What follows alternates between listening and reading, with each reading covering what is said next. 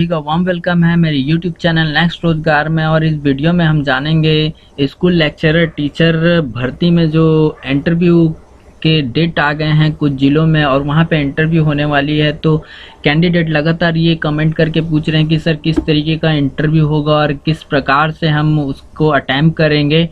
तो काफ़ी कन्फ्यूज़न है कैंडिडेट्स में, थोड़े से कॉन्फिडेंट उनका लूज़ है। तो इसी को देखते हुए दोस्तों मैंने ये वीडियो आप लोगों के सामने लाया है। इसमें डेफिनेटली मैंने अपना भी थोड़ा सा एक्सपीरियंस आप लोगों को शेयर करूंगा कि किस प्रकार का इंटरव्यू होगा, और हम जस्ट एक देखेंगे ओवरव्यू कि किस प्रकार से आपका इंटरव्यू होने वाला है। तो चलिए दोस्तों देख लेते हैं यहाँ पे। तो सारे मैं आप लोगों को बताना चाहूँगा, किसी भी ऑर्गेनाइजेशन में जो इंटरव्यू होता है वो 4 स्टेजेस में होता है। तो हम टीचर भर्ती के रिगार्डिंग ही इस इंटरव्यू के बारे में बात करेंगे। आप लोग देख सकते हैं यहाँ पे मैंने आप लोगों को समझाने के लिए 4 स्टेजेस यहाँ पे जस्ट डिवाइड कर दिया है। तो पहले स्टेज में देख सकते हैं दोस्तों, इंटरव्यूअर आपके बारे में जानना चाहेगा। देन उसके बाद वो जिस ऑर्गेनाइजेशन में आप काम करना चाहते हैं उसके बारे में दोस्तों आपको थोड़ा सा नॉलेज होना चाहिए, और वो अपने ऑर्गेनाइजेशन के बारे में यहाँ पे आपको क्वेश्चंस करेंगे। और थर्ड स्टेजेस ये होगा दोस्तों कि जिसमें आपका नॉलेज चेक किया जाएगा, आपका जो सब्जेक्ट में जो आपकी जो स्ट्रेंथ है उसको देखी जाएगी कि किस प्रकार से आप अपने सब्जेक्ट में आप कितने स्ट्रांग हैं। तो उसके रिगार्डिंग क्वेश्चंस होंगे, और अदर कैंडिडेट्स से आप किस प्रकार से अलग हैं यही मौका रहेगा आप लोगों को। आपकी रीजनिंग एबिलिटी देखी जाएगी, आपकी जो मानसिक योग्यता है वो चेक किया जाएगा कि आप किस प्रकार से सोचते हैं, किसी प्रॉब्लम को किस प्रकार से आप सॉल्व करते हैं। तो ये सारी चीज़ें ये थर्ड स्टेजेस में आपको पूछी जाएगी। और ये थर्ड स्टेज जो होगा ये यहीं पर डिसाइड हो जाता है दोस्तों कि आपका सिलेक्शन होगा या नहीं होगा। और फोर्थ स्टेज में आप इंटरव्यूअर से क्वेश्चन करते हैं। अगर आपको किसी तरीके का डाउट है या आप अच्छा क्या बोलते हैं आप लोग परफॉर्म किए हैं, तो डेफिनेटली आप रिवर्स क्वेश्चन वो करते हैं कि आप पूछ सकते हैं, कुछ पूछना है या डाउट है तो ये फोर्थ स्टेजेस होती है। तो चलिए एक एक करके हम देख लेते हैं। तो पहले स्टेजेस में दोस्तों ये देख सकते हैं अबाउट, यहाँ पे योर सेल्फ पूछा जाएगा। तो यहाँ पे आप ध्यान रखेंगे, अगर पूछे जाने वाला कोई सवाल है तो ये एक बहुत ही इम्पॉर्टेंट क्वेश्चन होता है किसी भी इंटरव्यू में, अबाउट योर सेल्फ, यानी कि अपने बारे में थोड़ा सा बताइए। ये ऐसा टाइप से आपसे क्वेश्चन, पहला क्वेश्चन यही रहेगा दोस्तों आप लोगों के लिए। और फिर देन गलती क्या कर देते हैं दोस्तों, हड़बड़ी में कैंडिडेट्स वो बहुत ही सोच कर बोलना स्टार्ट कर देते हैं, जवाब के दौरान थोड़ा से नर्वस हो जाते हैं और हकलाना स्टार्ट कर देते हैं। जवाब में माता पिता के बारे में भी बताना स्टार्ट कर देते हैं, अपना नाम या हॉबीज़ के बारे में बताना स्टार्ट कर देते हैं, जो आमतौर पे थोड़ा सा गलत मैं मानता हूँ इसको। क्योंकि अगर सही जो तरीका है दोस्तों, अगर आप देखेंगे इंटरव्यूअर को, तो उनको ये कुछ भी मतलब नहीं है कि आप कहाँ से, यहाँ पर देख सकते हैं कि सही जवाब क्या होगा आपका। तो सही जवाब में आप इंटरव्यू के शुरुआती दौर में 30 से 45 सेकेंड में अपना जो है इंट्रोडक्शन को कंप्लीट करें। 1 मिनट बहुत ज़्यादा हो जाता है, तो 45 सेकेंड तक आप कंप्लीट कर सकते हैं। और इसमें ज़रूरत की चीज़ें ही बताएं, इसमें जैसे कि आप अपना पूरा नाम बता सकते हैं, अपना किस सिटी से बिलोंग करते हैं वो बता सकते हैं। उसके बाद 10th आपका 12th कितने परसेंटेज उसमें आए हैं। तो एकेडमिक जो आपका क्वालिफिकेशन है, या कहीं आपने वर्क किया है किसी कॉलेज में, या किस डिग्री से आपने MSc किया है, या फिर आपने जो भी आपकी एजुकेशन क्वालिफिकेशन है तो उसके बारे में बताएंगे। तो ये ज़्यादा अच्छा रहेगा, ना कि आपके हॉबीज़, अपने फैमिलीज़ के बारे में आप बताना स्टार्ट कर दिए इंटरव्यूअर को। इनसे आप लोग को कोई मतलब नहीं है।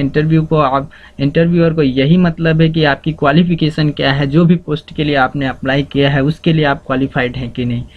तो वो उतनी बातें एसेंशियल नहीं होती, लेकिन ये सारी जो बातें हैं, आप कितने क्वालिफाइड हैं, ये ज़्यादा इम्पोर्टेंट होता है। तो ये आप सटीक बोलेंगे कम ही शब्दों में 45 सेकंड में, 30 से 45 सेकंड में अपना इंट्रो को थोड़ा सा प्रैक्टिस कर लेंगे दोस्तों, क्या बोलना है करके, तो वो आप देख लेंगे। देन उसके बाद यहाँ पर दोस्तों सेकंड स्टेज जो आता है इंटरव्यू का, सेकंड स्टेज में दोस्तों डेफिनेटली आप जिस ऑर्गेनाइजेशन में वर्क करना चाहते हैं उसके लिए जब जाएंगे आप, तो आपको थोड़ा सा नॉलेज होना चाहिए। और जैसे कि आप जानते हैं ये बहुत ही महत्वपूर्ण प्रोजेक्ट है छत्तीसगढ़ गवर्नमेंट का, तो स्वामी आत्मानंद स्कूल के बारे में आपको एटलीस्ट थोड़ा सा पता होना चाहिए कि कितने स्कूल यहाँ पे खोले गए हैं। स्वामी आत्मानंद जी के बारे में पता होना चाहिए कि वो कौन थे और क्यों उनके नाम पे इतने सारे स्कूल खोले जा रहे हैं।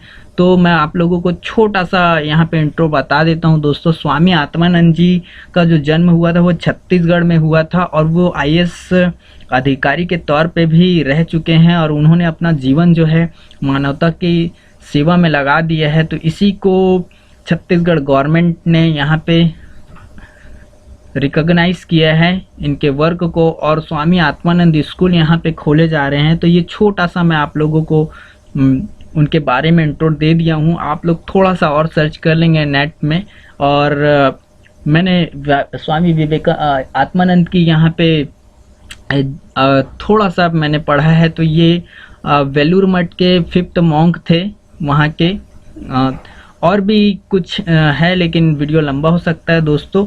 और यहाँ पे देख सकते हैं 171 स्कूल, और एग्जैक्ट डेटा मैंने यहाँ पे स्वामी आत्मानंद स्कूल की वेबसाइट से ये निकाला है कि 171 स्कूल यहाँ पे खोले गए हैं। आप लोग थोड़ा सा और चेक कर लेंगे इसको। फिर जो थर्ड स्टेज होता है दोस्तों, ये काफ़ी इम्पॉर्टेंट रोल प्ले करेगा आपके इंटरव्यू में। यहाँ पे आपका सब्जेक्ट नॉलेज ना सिर्फ चेक किया जाएगा बल्कि आपकी पर्सनैलिटी को टेस्ट किया जाएगा, और आपको देखा जाएगा कि आप किस इंटरव्यूअर से और कोई कैंडिडेट आया है तो इंटरव्यूअर आपको कंपेयर करेगा डेफिनेटली यहाँ पे कि वो कैंडिडेट कैसा था या आप कैसे हैं। तो यहाँ पे ही सब कुछ डिसाइड हो जाता है दोस्तों कि आप सेलेक्ट होने वाले हैं या नहीं होने वाले हैं। मेरी रिक्वेस्ट है आप लोगों से, किसी भी टीचर वैकेंसी के लिए हम जाते हैं तो कम से कम एटलीस्ट 1 सब्जेक्ट या कि जो भी है उसमें आपको एक टॉपिक अच्छे से क्लियर करके जाना है आप लोगों को। वहाँ पर अगर इसमें डेमो का भी कुछ था दोस्तों, डेमो यहाँ पे हो सकता है ऐसा भी लिखा हुआ था एडवर्टाइजमेंट में, और टीचिंग पोस्ट के लिए है। तो डेफिनेटली अगर कहीं आपको डेमो या एक्सप्लेन करने बोला जाए कोई टॉपिक को, तो डेफिनेटली आप एटलीस्ट 1 टॉपिक को आप अच्छे से पढ़ के जाएंगे इंटरव्यू के दिन, ताकि आप इंटरव्यू को यूअर को बोल सकते हैं कि सर मैंने आज ये प्रिपेयर करके आया है, इसके बारे में देख के आया है। तो जो आपके सब्जेक्ट से रिलेटेड हो, सपोज आप बायोलॉजी के हैं तो आपको उसमें से आपने सेल्स ही उठा लिया और कोशिका के बारे में आप पढ़ के चले गए, या इकोसिस्टम है, या फिर एंजाइम्स है, प्रोटीन्स है, कार्बोहाइड्रेट है, विटामिन्स है, तो उनसे होने वाले रोग है ना। तो ये सारी चीज़ें आपको पूछी जाएगी। साथ ही साथ आपसे ये पूछा जाएगा कि आप क्लास को कैसे मैनेज करेंगे अगर आपको ये जॉब दे दी जाए, या ये पूछ सकता है दोस्तों एक अच्छे टीचर के लिए क्या एबिलिटी है। और साथ ही साथ पूछेगा आपको इस तरीके के क्वेश्चन हो सकते हैं कि आपने टीचिंग प्रोफेशन को ही क्यों यहाँ पे चूज़ किया अपने। तो यहाँ पे आप इस क्वेश्चन का जवाब देंगे। अगर यहाँ पे आपको पूछा जाता है कि एक अच्छे टीचर के क्या गुण हैं, क्या ट्रेट्स होते हैं, तो यहाँ पे एक अच्छी आपको अच्छे से जवाब देना है यहाँ पे कि एक अच्छा टीचर जो होता है वो प्रभावी ढंग से काफ़ी मैनेजमेंट कर सकता है, इफ़ेक्टिव तरीके से क्लास को, उसमें एबिलिटी होनी चाहिए, छात्रों के साथ बातचीत में जो क्वालिटी है वो होनी चाहिए, और अपने सब्जेक्ट का काफ़ी अच्छा नॉलेज होना चाहिए, और टीचिंग उसकी स्टाइल है काफ़ी अंडरस्टैंडेबल होनी चाहिए, इजी होनी चाहिए, ताकि वो किसी भी स्तर के स्टूडेंट को जो वीक हैं या जो स्ट्रांग हैं उन दोनों में अच्छा बैलेंस बना सके। तो इस प्रकार के ट्रेट को आप लोग वहाँ पे इंटरव्यूअर को बताएंगे। देन यहाँ पे आपने शिक्षक प्रोफेशन को ही क्यों चूज़ किया। तो ये आप काफ़ी ये क्वेश्चन देख के कुछ इस तरीके का एक्सप्रेशन आ जाता है दोस्तों। तो डेफिनेटली इस एक्सप्रेशन को आप कंट्रोल करेंगे और अपने प्रोग्रेस को बताएंगे कि आप टीचर बनने का जुनून अपने प्रोफेशन में कैसे आपका जो जुनून था, पैशन है आपका टीचर बनने का। तो ये सारी बातों को आप इंटरव्यूअर को अच्छे ढंग से प्रेजेंट करेंगे, अपने प्रोफेशन को, अपने जुनून को, जिससे उनको लगे कि हाँ ये कैंडिडेट काफ़ी अच्छा है करके। तो इस तरीके का एक्सप्रेशन नहीं आना चाहिए दोस्तों। और फोर्थ स्टेज में फिर वो हम बढ़ेंगे और वो डेफिनेटली आपके नॉलेज को चेक करेगा interviewer. Now interviewer want to know your subject knowledge. तो सब्जेक्ट का आपको डेफिनेटली क्वेश्चन किया जाएगा। एक बार मैंने टीचर के लिए इंटरव्यू देने गया था, तो वहाँ पे सब्जेक्ट से रिलेटेड क्वेश्चन किए गए थे। सपोज़ हरविंद को मैंने बायोलॉजी का एक इंटरव्यू दिया था, तो उसमें क्वेश्चन किया गया था दोस्तों कि हरविन यहाँ पे जो आर्टिफिशियल जो आरएनए है उसका सिंथेसिस किसने किया है। हरगोविंद खुराना जी के बारे में पूछा था, एक फेमस पर्सनैलिटी साइंटिस्ट के बारे में सब्जेक्ट के। तो इस तरीके के भी इन्वेंशन से रिलेटेड कोई साइंटिस्ट हैं काफ़ी फेमस, उनके बारे में भी थोड़ा बहुत नॉलेज आपको होना चाहिए जो भी सब्जेक्ट से आप बिलोंग करते हैं, क्योंकि यही जो साइंटिस्ट होते हैं वो सारे रिसर्चेस करते हैं और कुछ नई चीज़ें आती हैं दुनिया में। तो डेफिनेटली आपको अपने सब्जेक्ट के उन खास लोगों के बारे में भी नॉलेज होना चाहिए।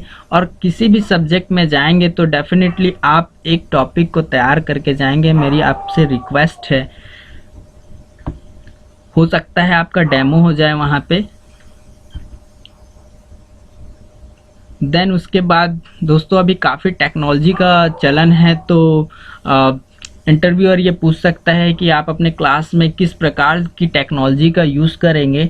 तो यहाँ पे आप बता सकते हैं कि मैं YouTube से या फिर इस तरीके से मैं टेक्नोलॉजी का यूज़ करके क्लास को मैनेज करूँगा अच्छी तरीके से सर करके या मैडम करके आप यहाँ पे बढ़ेंगे इस क्वेश्चन का आंसर पे।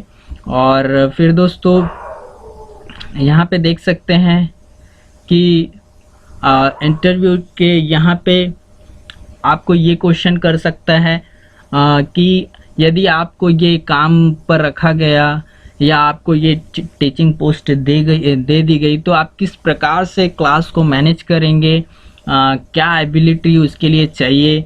तो इसके बारे में दोस्तों आपको अच्छे से थोड़ा जवाब देना है।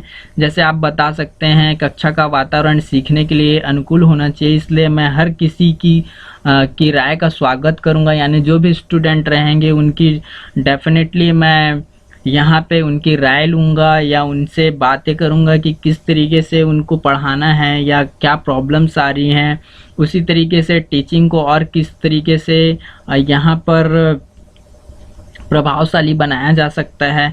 तो यदि कक्षा अच्छी तरह से प्रतिबंधित है और शिक्षण प्रभावी हो तो इस अधिगम वातावरण में प्रतिभागी तेजी से सीखेंगे, ऐसा जिससे और जिम्मेदार नागरिक बनेंगे। तो इस तरीके से अपने जवाब को रखना है कि उनको जेन्युइन लगना चाहिए। और इंटरव्यूअर का अगर इस तरीका का एक्सप्रेशन आता है आपके बारे में, अच्छे वर्ड्स वो कहते हैं, तो डेफिनेटली आप फोर्थ स्टेज में एंटर कर जाएंगे, जहाँ पे आपको इंटरव्यूअर पूछेगा,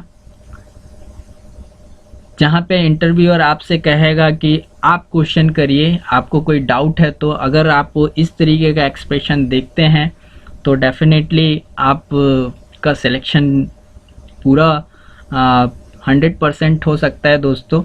तो यहाँ पे फिर आप अपने हिसाब से क्वेश्चन कर सकते हैं, जैसे इसकी भर्ती कब तक होगी रिगार्डिंग, या जॉब क्या है, इसका प्रोफेशन क्या है, किस तरीके से इसमें इंक्रीमेंट है आपका। तो इस तरीके के क्वेश्चन आप जो भी डाउट है पूछ सकते हैं दोस्तों। और डेफिनेटली यहाँ पे फिर अगर आपका इंटरव्यू ओवर हो जाता है तो एक स्माइल के साथ थैंक यू कह के थैंक यू नोट्स आपको कहना है और यहाँ पे थैंक यू बोलकर आपको एग्जिट हो जाना है। प्रॉपरली। और यहाँ पे थोड़े से टिप्स दिए हैं, टॉप टिप्स, कि अपने आप में कॉन्फिडेंट रहना है, आपको थोड़ा सा अर्ली पहुँचना है और ड्रेस प्रॉपरली करने हैं। यहाँ पे मिस्टेक नहीं करना है, अपने रिज्यूम को ही नहीं पढ़ना है, या जो आपके प्रोफेशन आपने जो रिज्यूम दिया है, या फिर कह सकते हैं कि एक ही चीज़ को दोहराना नहीं है, बार बार अपने क्लॉक यहाँ पे घड़ी नहीं देखनी है, ना ही फ़ोन ले जाना है। तो ये सारी बातें हैं दोस्तों। और यहाँ पे फिर इंटरव्यू से अगर आप एक ज़िले में सेलेक्ट नहीं होते, डेफिनेटली अपने आप को थोड़ा सा यहाँ पे अपने आप को सेल्फ एनालिसिस करेंगे और देन दूसरे डिस्ट्रिक्ट में सेलेक्ट होंगे। तो इस वीडियो में इतना ही, बने रहिए नेक्स्ट रोजगार के साथ। थैंक यू, धन्यवाद। अगर ये वीडियो आपको अच्छा लगा तो कमेंट करके बताइए दोस्तों। और ये देख सकते हैं, ये लास्ट स्लाइड थी। तो ये सारे टिप्स और ट्रिक्स थे आप लोगों के लिए। कुछ आई होप आप लोगों को थोड़ा सा हेल्प मिले इन सारे चीज़ों के लिए। तो बने रहिए नेक्स्ट रोजगार के साथ। थैंक यू, धन्यवाद, जय हिंद। और कोई भी डाउट है तो आप कमेंट सेशन में करिए।